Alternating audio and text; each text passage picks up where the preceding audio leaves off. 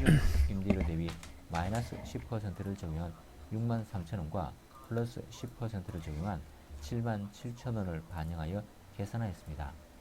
마이너스 10%를 적용한 경우 세후 수년제 가치는 마이너스 3천여만 원이며 세후 내부 수익률은 5.58%입니다. 투자 타당성을 충족하기 위한 임대료는 약 6만 8천 원 이상이면 가능하다는 것을 알 수 있습니다. 공실률에 대한 민감도 분석입니다. 기준 공실률은 10%입니다. 민감도 분석은 기준 공실률 대비 플러스 5%를 적용한 15%와 마이너스 5%를 적용한 5%를 반영하여 계산하였습니다.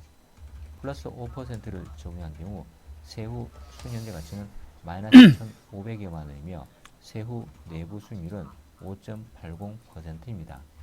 투자 타당성을 충족하기 위한 공실률은 약 12% 이내이면 가능하다는 것을 알 수 있습니다. 이자율에 대한 민감도 분석입니다. 쟤들은 저 미친놈들. 4.5%입니다. 민감도 분석은 기준 이자율 대비 플러스 1%를 적용한 5.5%와 마이너스 1%를 적용한 3.5%를 조금 크게 얘기했죠. 조금만. 계산하였습니다. 플러스 1%를 적용한 경우 세후 수년제 가치는 자고 있으면 장골로 가는데 뭐해? 할 것도 없어요. 5.54%입니다. 투자 타당성을 충족하기 위한 이자율은 약 4.8% 이하이면 가능하다는 것을 알 수 있습니다. 아주 시끄럽죠. 네, 세 번째 내용은 도시형 생활주택 개발안입니다. 없으시고요. 도시형 생활주택의 신축 건물 개요입니다. 그러면 위치는 서울시 문의는 여러분들이 소재입니다. 지역지구는 카톡방 이거 뭐 돌아가죠. 하나 꺼야겠다. 잠깐만요. 용도는 근린생활시설과 도시형 제가 오디오를 하나 틀어둔 게 있어가지고. 근린생활시설은 지하 1, 2층과 지상 1층입니다. 도시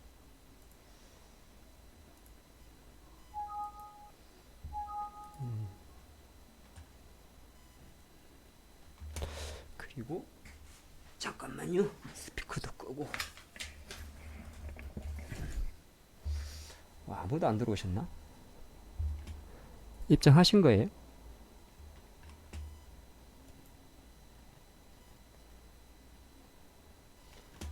종목 상담 시간인데 제가 올라올 동안에 잠깐 이야기 드리겠습니다. 일단 시작은 그런 거죠. 가장 필요한 카드가 뭐였냐면 장을 좀 잡아줄 수 있는 거. 그게 이제 금리 인하죠. 그런데 이제 연준의 수장이 이제 파월 의장입니다. 제롬 파월인데 이 사람이 수요일날 약간 금리 인하를 조금 시사하는 발언을 했어요. 물론 이제 시장이 또 약간 그렇게 해석한 것도 있는데 했습니다. 그리고 여기에다 부총재인가? 걔가 이제 윌리엄스라는 사람이 있는데 이 사람도 이제 금리 인하 이야기를 합니다. 여기요, 여기. 그러니까 이제 일단 6월 달에 있고 7월 달에 있고 9월 달에 있고 갑자기 생각이 안 난다.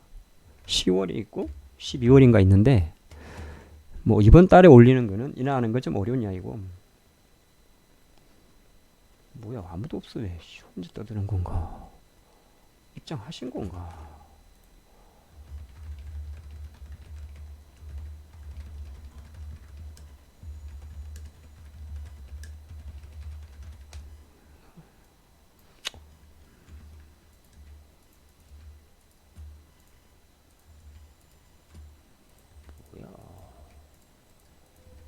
사람들이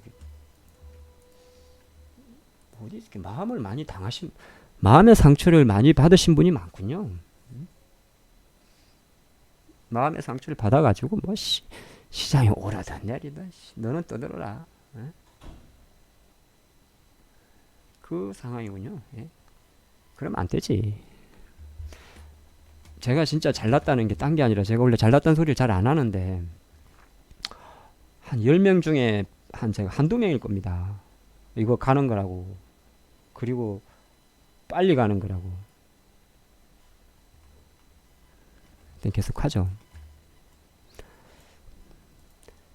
자, 그런데 좀 질의가 들어왔습니다. 미국이 만약에 지금 금리를 인하를 하면 악재입니까? 근데 사실 딱 그렇진 않아요.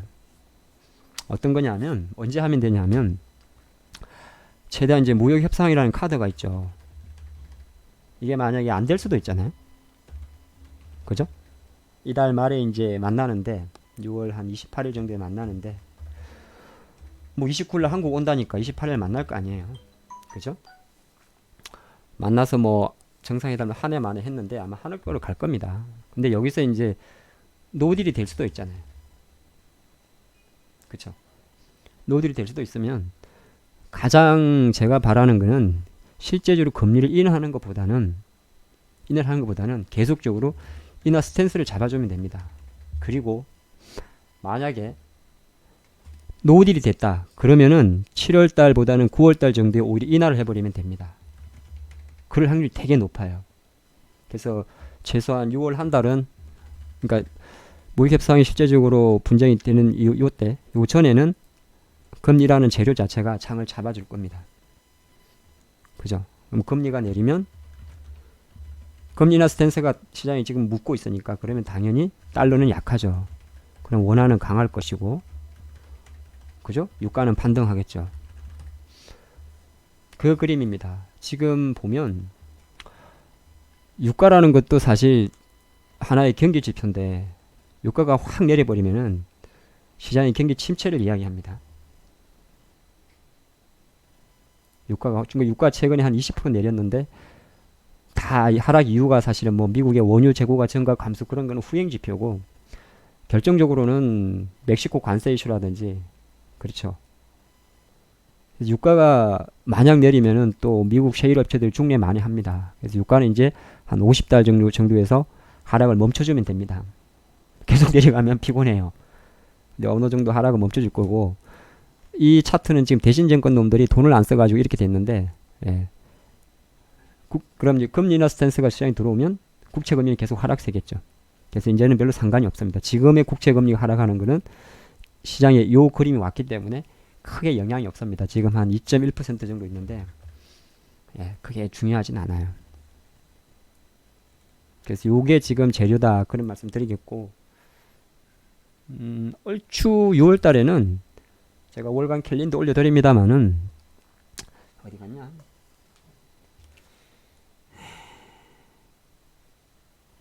크게 뭐 재료가 없습니다. 재료가 잘해야 다음 주는 진짜 없고요. 다음 주는 뭐 우리나라는 선물옵션 동시 만기고 제가 이전에 말씀드린 옵티바이오 이거 앞타바이오 요거 수요일날 상장하니까 10일날 상장하니까 요거는 아침에 좀 시초과 같이 보시면 되고요. 앞타바이오입니다. 그 어저께 말씀드렸던 마이크로 디지털은 사실은 제가 봐도 이 정도 갈 주식은 아니에요. 23,000원짜리가 뭐 거의 4만원까지 가버리니까 당연히 빠지는데 이거는 이제 제 생각으로는 조금 회사가 그렇게 이렇게 4만원을 줄 건 아니에요. 근데 앞타바이오는 한번 기대가 간다 그런 말씀 드리겠고 그래서 일단은 다음 주는 별로 없어요.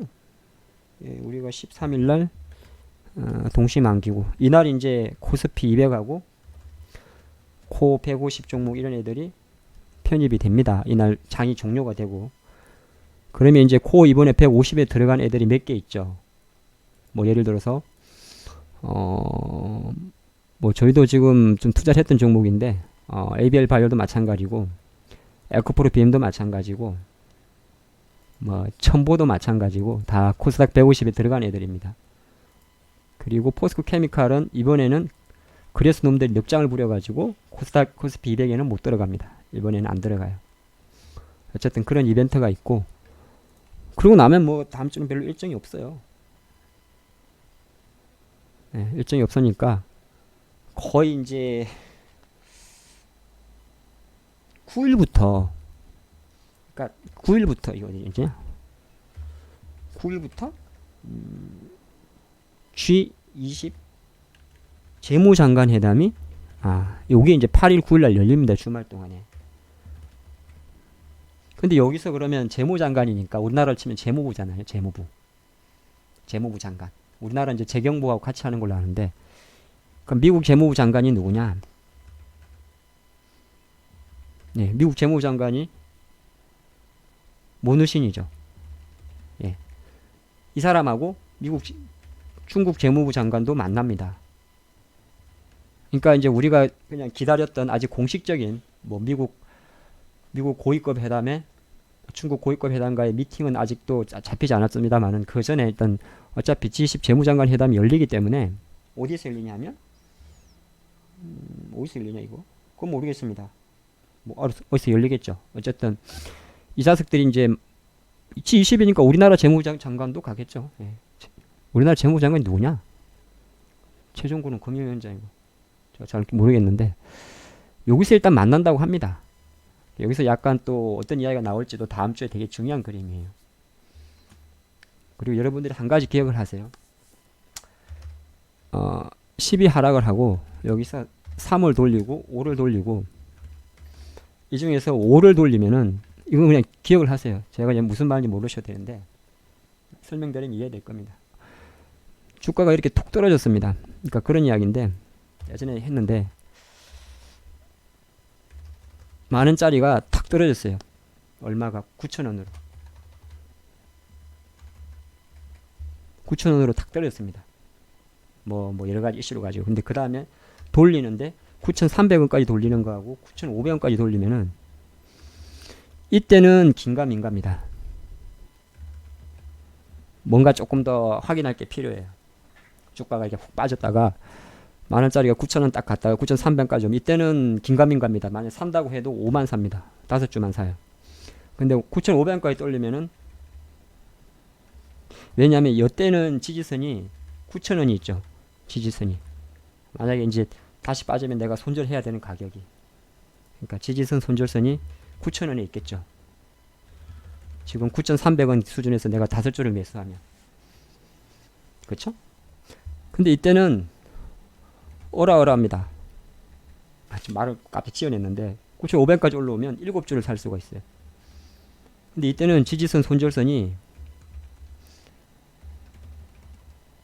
9,300원으로 올라옵니다. 여기는 300원이고 여기는 200원이죠. 왜 이런 이야기를 드리냐면 이거 잘 기억을 하세요. 그래서 내가 어떤 주가가 훅 빠져가지고 이 리바운드를 그러는데 이렇게 탁 공을 떨어뜨리면 이렇게 탁 튀잖아요. 떨어지다 튀는 거. 리바운드 폭이 30%짜리하고 50%짜리가 있습니다. 당연히 이제 나중에 70%짜리는 뭐 신고가 고점 벗기는 거로 가는 거고요. 여기서 만약에 예를 들어서 9,700원까지 왔죠. 그러면 목표가가 그냥 1,700원에 올라갑니다. 벗긴다로.